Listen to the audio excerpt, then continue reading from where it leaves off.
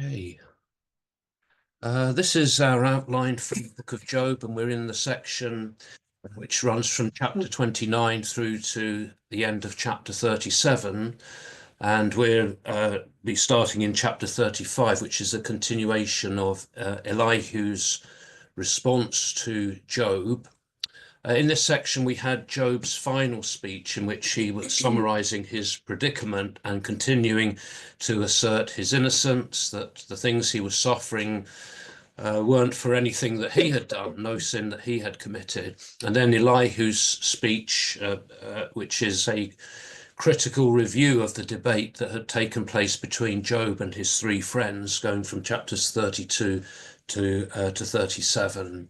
And we looked at the first part of this last week, the first two speeches. We've been able to divide it into four speeches. So we looked at the first two, and we'll look at the third and the fourth speech this evening. So Elihu's third speech is here in chapter 35. And we'll read through the whole chapter here. It's quite a short chapter, so we'll read it in one go. So it says this: Elihu said in reply, "Do you think it just to say, I am right against God? If you ask how it benefits you, what have I gained from not sinning? I shall give you a reply, you along with your friends.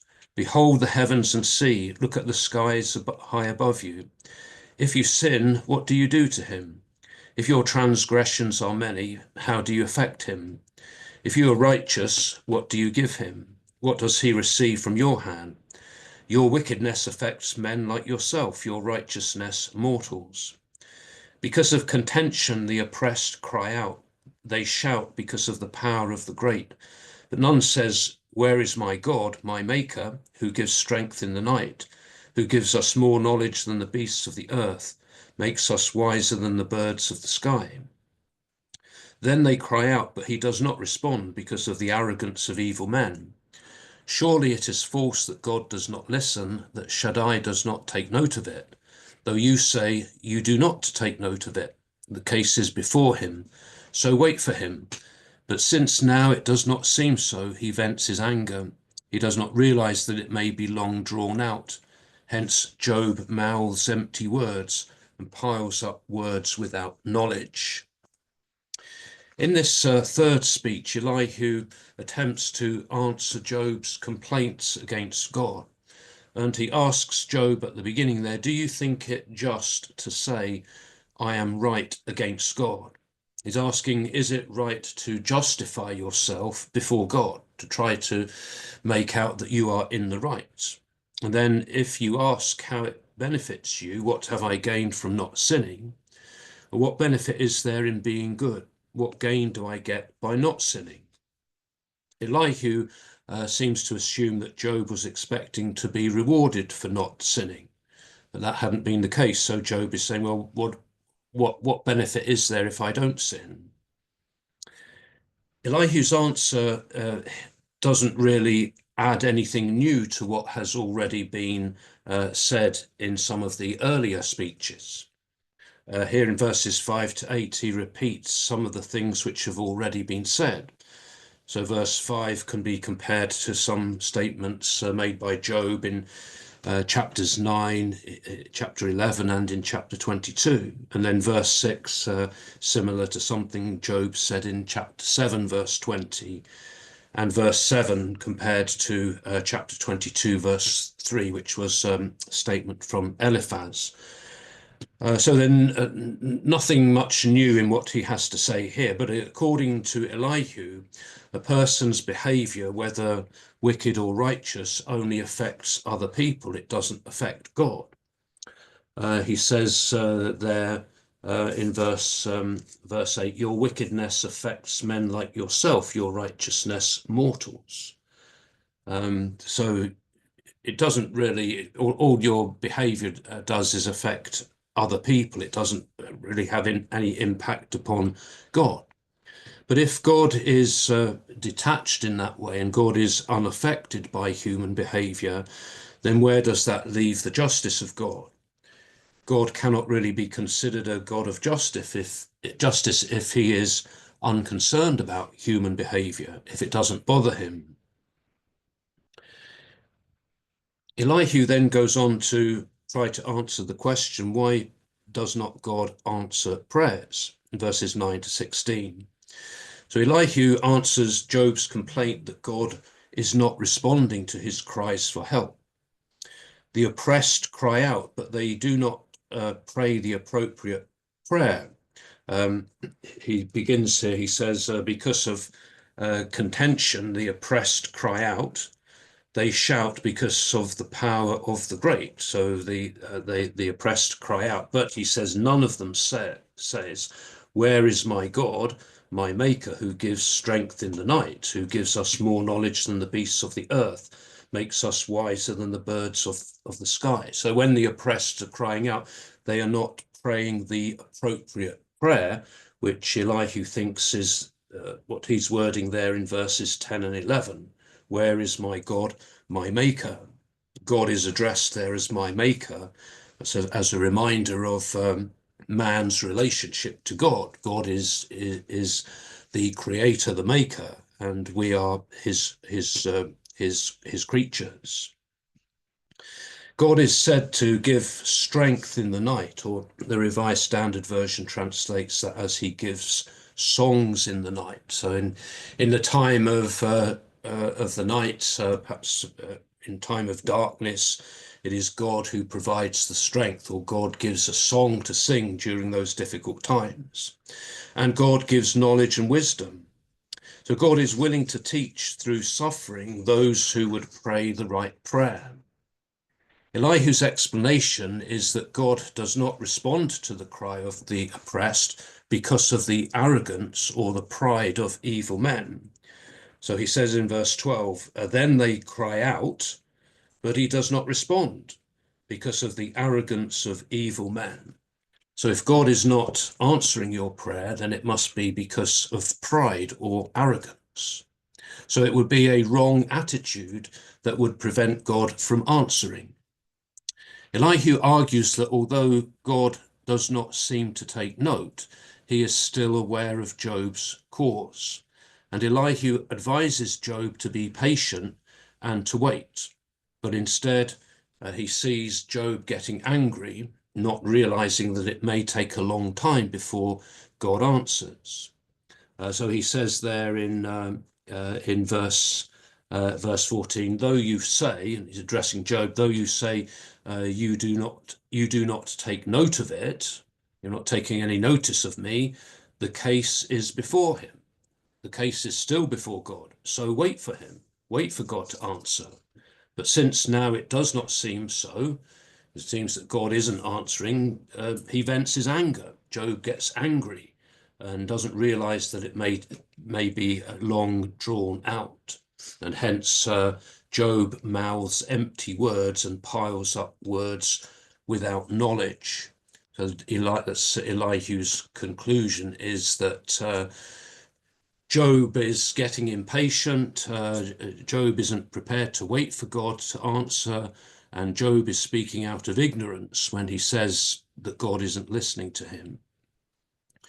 Elihu's answers here in this chapter to Job's complaints about God seem to suggest that Elihu thinks that God behaves in predictable ways, that you can guess what God will do. But none of that applies to Job's case, in which God's behavior is unpredictable. And it's unpredictable because none of the human characters in the story know the real reason for Job's suffering. They don't know why he's going through these things. And so Elihu, along with the other three friends, they take this view that, well, you will know how God's going to behave under these circumstances. You can guess what God will do. But that's not the case, because this is a completely different situation. The fourth and final speech of Elihu covers chapters 36 and 37, the next two chapters here. And he begins in chapter 36, verses 1 to 4, saying that he will speak for God. So we begin chapter 36. Then Elihu spoke once more. Wait a little and let me hold forth. There is still more to say for God. I will make my opinions widely known. I will justify my Maker. In truth, my words are not false. A man of sound opinions is before you. Elihu asks for his listeners to be patient, or to bear with me a little. It's how the Revised Standard Version puts that. He says there is still more to say for God. Elihu claims to speak on behalf of God, and he will make his opinions widely known and justify his Maker. Again, he uses that term to describe God there as his Maker. At the end of the previous speech, he had accused Job of mouthing empty words and piling up words without knowledge. But now Elihu himself claims that his words are good words. His words are not false. And in verse 4, he says, a man of sound opinion is before you. The New Revised Standard Version translates this as one who is perfect in knowledge is with you. And Elihu is referring to himself. So he certainly seemed to have a high opinion of himself and the words that he would say. So he claims, oh, I know what God would say under these circumstances, so let me tell you what God thinks about this. So he goes on in verses 5 to 15 here to give these views. See, God is mighty. He is not contemptuous. He is mighty in strength and mind. He does not let the wicked live. He grants justice to the lowly. He does not withdraw his eyes from the righteous. With kings on thrones, he seats them forever, and they are exalted. If they are bound in shackles and caught in trammels of affliction, he declares to them what they have done, and that their transgressions are excessive. He opens their understanding by discipline, and orders them back from mischief. If they will serve obediently, they shall spend their days in happiness, their years in delight. But if they are not obedient, they shall perish by the sword, die for lack of understanding. But the impious in heart become enraged. They do not cry for help when he afflicts them. They die in their youth, expire among the depraved. He rescues the lowly from their affliction and opens their understanding through distress. Elihu begins here by contradicting what Job has observed, and Job has spoken of earlier, and that is that the wicked live long lives. The wicked seem to get away with it, whilst the oppressed are denied justice. Well, Elihu contradicts that and says that God does not let the wicked live, and he grants justice to the lowly. So he is a God of justice. There in verses 5 and 6. And then in verses 7 to 12, Elihu describes how God does not withdraw his eyes from the righteous who suffer. Through their suffering, God is showing them what they have done. In verses 8 and 9, he says, if they are bound in shackles and caught in trammels of affliction, he declares to them what they have done, and that their transgressions are excessive. So this is seen as, their suffering is seen as a disciplinary or a teaching process by which they will turn away from mischief or their wrongdoing. In verse 10, he goes on, he says, he opens their understanding by discipline and orders them back from mischief. So this is what he sees the purpose of their affliction, that it's teaching them something. It's bringing them back from doing that which is wrong. So God is like a teacher. C.S. Lewis, in his book, The Problem of Pain, said that God shouts to us in our pains. It is his megaphone to rouse a deaf world. It's a view that suffering is a way in which God is calling our attention to what we are doing, and that we need to change then because of that. So if then they are willing to change, if they are willing to serve obediently, then he says they shall be blessed with days of happiness. In verse 11, he says, if they will serve obediently, they shall spend their days in happiness, their years in delight. So if they respond to this, then this will be the consequence. But if they are disobedient, if they don't listen to God shouting at them in their pain, then they shall perish by the sword and die for lack of understanding, he says in verse 12. So however, the reaction of the ungodly or the impious to their affliction is one of anger towards God. They do not cry or pray to God for help when he afflicts them, and so they die, he says, in their youth amongst the depraved in verses 13 and 14 there. But the impious in heart become enraged. They do not cry for help when he afflicts them. They die in their youth, expire among the depraved. So the answer to their suffering, they will cry to God, turn to God, and God will help you through that. But if you don't ask for God's help, then what can you expect other than to die? In contrast, then, God will rescue the lowly from their affliction. Through their distress, they will come to understandings. In verse 15, he says, he rescues the lowly from their affliction and opens their understanding through distress. And verse 15 there is perhaps one of the most profound things that Elihu has to say. The New Revised Standard Version translates the verse as he delivers the afflicted by their affliction and opens their ear by adversity. So again, here Elihu sees suffering and affliction not simply as punishment for sin, but rather as an opportunity to learn and so to be corrected. One commentator says Elihu is here recognizing that through the very process of affliction, there can be deliverance. So there is pain that leads to healing.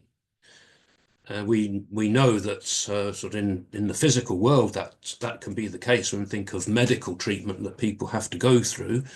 If people are suffering from some disease of some kind, perhaps they have to have surgery or receive medical treatment, which perhaps is uncomfortable, which is painful, but the end result is healing for them.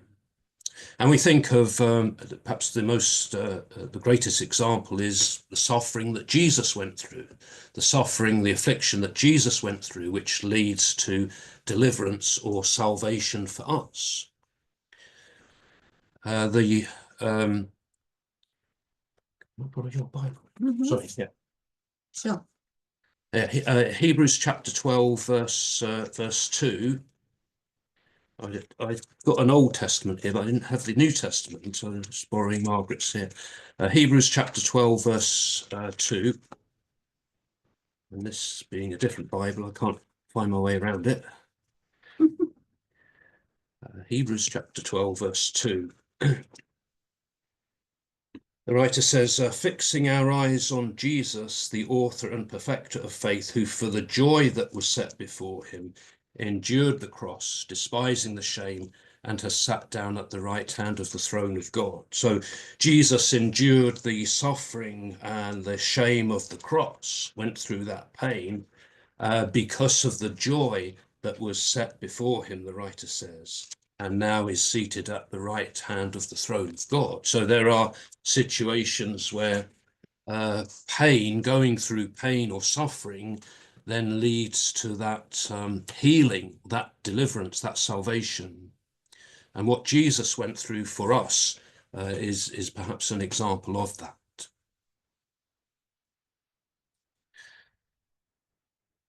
In verses 16 to 25, Elihu continues with this speech here. With this is a word for Job. This is in the singular now. The you here in verse 16 is in the singular, so he's addressing one person, presumably Job, and he says, indeed, he draws you away from the brink of distress to a broad place where there is no constraint. Your table is laid out with rich food. You are obsessed with the case of the wicked man, but the justice of the case will be upheld. Let anger at his affluence not mislead you. Let much bribery not turn you aside. Will your limitless wealth avail you, all your powerful efforts? Do not long for the night when peoples vanish where they are. Beware, do not turn to mischief. Because of that you have been tried by affliction. See, God is beyond reach in his power. Who governs like him? Whoever reproached him for his conduct? Whoever said, you have done wrong? Remember then to magnify his work, of which men have sung, which all men have beheld, men have seen from a distance. There are difficulties in this passage for the translators. Some of the words are obscure, and many versions give a paraphrase of the passage. So just try to capture the sense of what it actually means. So is this an accusation against Job? Is it a warning to Job? Is it an encouragement to Job? And perhaps Elihu is suggesting that instead of becoming obsessed with proving himself right, Job should have learnt from his experiences, and then God would have blessed him. So in verses 16 to 18 there, he says, indeed, he draws you away from the brink of distress to a broad place where there is no constraint. Your table is laid out with rich food. So that God is bringing you back from the brink, and he will bless you. And he says that Job should stop longing for the night in verse 20. Do not long for the night when people vanish where they are, which that may be a reference to what Job had been expressing early on, was his desire for death. Perhaps that's what the night means there, that Job should stop longing for death, stop longing for the night. And Job should not choose iniquity over the trials of affliction. He says in verse 21, beware, do not turn to mischief. Because of that you have been tried by affliction. God, though, is not to be questioned or reproached, but rather people should magnify his works. He suggests there in verse 22, see, God is beyond reach in his power. Who governs like him? Whoever reproached him for his conduct? Whoever said, you have done wrong? Remember then to magnify his work, of which men have sung, which all men have beheld, men have seen from a distance. So magnify God, praise God for his works. And one commentator here has said that if men would spend more time reflecting upon the marvelous majesty of our great Creator, they would be considerably less preoccupied with wallowing in their own self-pity. So Elihu's advice is think about how great God is rather than thinking about your own afflictions. And then he goes on to talk about the greatness of God in verses 26 to 33. And this passage introduces really what is the climax of Elihu's speech, which is this proclamation of the greatness of God. So he says here in verse 26, see, God is greater than we can know. The number of his years cannot be counted. He forms the droplets of water which cluster into rain from his mist. The skies rain. They pour down on all mankind. Can one indeed contemplate the expanse of clouds, the thunderings from his pavilion? See, he spreads his lightning over it. It fills the bed of the sea. By these things he controls peoples. He gives food in abundance. Lightning fills his hands. He orders it to hit the mark. Its noise tells of him, the kindling of anger against iniquity. He begins there in verse 26, see, God is greater than we can know. The number of his years cannot be counted. You can't measure God by the number of years. It's beyond our ability to understand God or to comprehend his eternity. And although our knowledge of the greatness of God will always be limited, we can know something of his greatness by contemplating nature, his creation. And Elihu then gives us an example from nature of how God's greatness is demonstrated in the rainstorm. He speaks here of the formation of a storm from drops of water. He speaks of the mist and the rain, the thunder and the lightning. And perhaps there's nothing quite like a thunderstorm to remind us of the power of God. He gives us that description there in verse 27 through to the end of the chapter of that storm. But the storm also can bring benefit, as the rain helps to provide food by watering the ground. And he mentions in verse 31 there that by these things he controls people, he gives food in abundance. So the earth needs the water as well for the provision of food. Then in chapter 37, verses 1 to 5, he continues. And the chapter break here is really not that helpful, because the thought really continues without break into chapter 37. He says, "Because of this too, my heart quakes and leaps from its place. Just listen to the noise of his rumbling, to the sound that comes out of his mouth. He lets it loose beneath the entire heavens, his lightning to the ends of the earth. After it, he lets out a roar. He thunders in his majestic voice. No one can find a trace of it by the time his voice is heard. God thunders marvelously with his voice. He works wonders that we cannot understand." He continues here then with this thunderstorm description, and we see what a great impact that it has upon Elihu. He says it causes his heart to quake and to leap from its place. And in the thunder, he hears the voice of God, he says. Our inability to understand God and his works is again emphasized there in verse 5, where he says he works wonders that we cannot understand. He then goes on in verses 6 to 13 to continue this description of God's control over the natural elements, and he's referring now to the winter storms. He says he commands the snow fall to the ground, and the downpour of rain, his mighty downpour of rain, is as a sign on every man's hand, that all men may know his doings. Then the beast enters its lair and remains in its den. The storm wind comes from its chamber, and the cold from the constellations. By the breath of God, ice is formed, and the expanse of water becomes solid. He also loads the clouds with moisture and scatters his lightning clouds. He keeps turning events by his stratagems, that they might accomplish all that he commands them throughout the inhabited earth, causing each of them to happen to his land, whether as a scourge or as a blessing. It is God who commands the snow to fall to the ground, he says, and produces this downpour of rain. And humans stop working under these conditions, and the animals seek shelter in their lairs. The storm winds come along with the cold, and God forms the ice by his breath. In verse 10, he says, the expanse of water becomes solid. This picture here of water turning to ice and becoming solid. He loads the clouds with moisture and scatters the lightning. These elements are all under God's control to accomplish his will, he says, throughout the inhabited earth.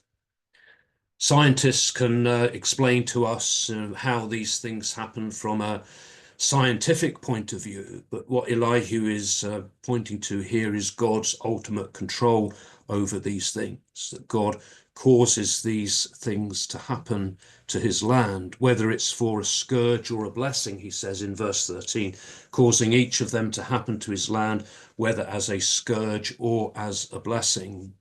The New Revised Standard Version translates verse 13 as whether for correction or for his land or for love, he causes it to happen. So God has a purpose in all of these things, and we cannot always know or understand what that purpose is. The weather is one thing that man cannot control, and often the fulfillment of our plans is dependent upon the weather. See, with the bad weather of last week, of how people's journeys were affected because of the weather. Space rockets are delayed in takeoff because of the weather. It is beyond our control. So we do well then to remember that it is God who who is in control of these things. He then goes on to encourage Job to consider the marvels of God in verses 14 to 20. Addressing Job directly again, he says, "Give ear to this, Job. Stop to consider the marvels of God. Do you know what charge God lays upon them when his lightning clouds shine? Do you know the marvels worked upon the expanse of clouds? By him whose understanding is perfect, why your clothes become hot when the land is becalmed by the south wind. Can you help him stretch out the heavens, firm as a mirror of cast metal? Inform us then what we may say to him. We cannot argue because we are in darkness. Is anything conveyed to him when I speak? Can a man say anything when he is confused?" Elihu urges Job then to stop and consider the wonderful works of God. Can Job explain how any of these things happen? Can Job help God to accomplish any of these things? Or can Job do any of these things himself? It is God who has perfect understanding, he says in verse 16. Do you know the marvels worked upon the expanse of clouds by him whose understanding is perfect? Man is not able to tell God what to do. There is no answer that can be given. It's in verses 19 and 20. Inform us then what we may say to him. What can we say to God? We cannot argue because we're in darkness. Is anything conveyed to him when I speak? Can a man say anything when he is confused? What can we say to God? This is really a similar format to the one that the Lord himself will use when he speaks to Job in chapters 38 to 42. As we'll see when we get there, the Lord will be posing these sorts of questions to Job there in those chapters as well. Well, he comes to a conclusion of his speech in verses 21 to 24. He says, "Now then, one cannot see the sun, though it be bright in the heavens, until the wind comes and clears them of clouds. By the north wind the golden rays emerge. The splendor about God is awesome. Shaddai, we cannot attain to him. He is great in power and justice, and abundant in righteousness. He does not torment. Therefore men are in awe of him, whom none of the wise can perceive." Elihu ends his speeches here with a description of the sun's rays coming through the clouds. The sun cannot be seen until the clouds clear, he says in verse 21 there.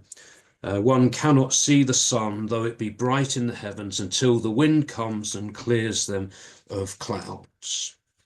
And the emergence of the sun's rays then is a reminder of the awesome splendor of God, which man cannot look upon. Elihu summarizes the character of God in verse 23. Shaddai, or the Almighty, we cannot attain to him. He is great in power and justice and abundant in righteousness. He does not torment. So the Almighty is one who is beyond our minds, that we cannot attain to him. He's supreme in power and rich in justice, and he violates no right. There's a Moffat's translation of this is this: the Almighty is beyond our minds, supreme in power and rich in justice. He violates no right. Since this is the character of God, Job then should drop the idea that he is suffering because of the injustice of God. The conclusion and the consequence of this reflection on the character of God is stated in verse 24. Therefore, men are in awe of him, whom none of the wise can perceive. Again, the New Revised Standard Version translates the verse, therefore mortals fear him. He does not regard any who are wise in their own conceit.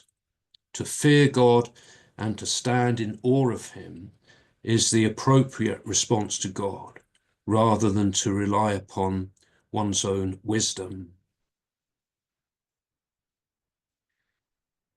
Elihu's speeches, if we look at them as a whole and try to summarize them here, Elihu's speeches are, at times, they seem to be harsh and insensitive towards Job. And sometimes he comes across as being arrogant and self-important. However, there are times when he shows a greater understanding of the purpose of suffering and a clearer insight into the character of God than Job's other three friends did. Theirs was a very sort of simplistic view. Well, you're suffering because you've sinned and you need to repent. Elihu has perhaps more to say than they do on this. And he has, as we've seen this evening, some wonderful things to say about the character of God and our relationship to him. So Elihu gives us a new perspective, and he changes the question from the simple, why am I suffering, to what is the purpose of my suffering? What benefit can come from my suffering? And whilst not everything that Elihu says about Job and about God is true, his speech serves as this introduction or this bridge to the highlight of the book, which is the sudden appearance of the Lord himself, speaking to Job out of the whirlwind, which we get to in chapter 38. So that's Elihu's contribution to all of this here in these chapters. And there's perhaps a few questions to think about here. How would you describe the character of Elihu? What do you think of him? And what does Elihu think is the purpose of suffering? Do you agree with him on that? And what characteristics of God does Elihu emphasize? And next time we will be looking at the Lord speaking to Job in chapters 38 and into the beginning of chapter 40. So we shall stop here.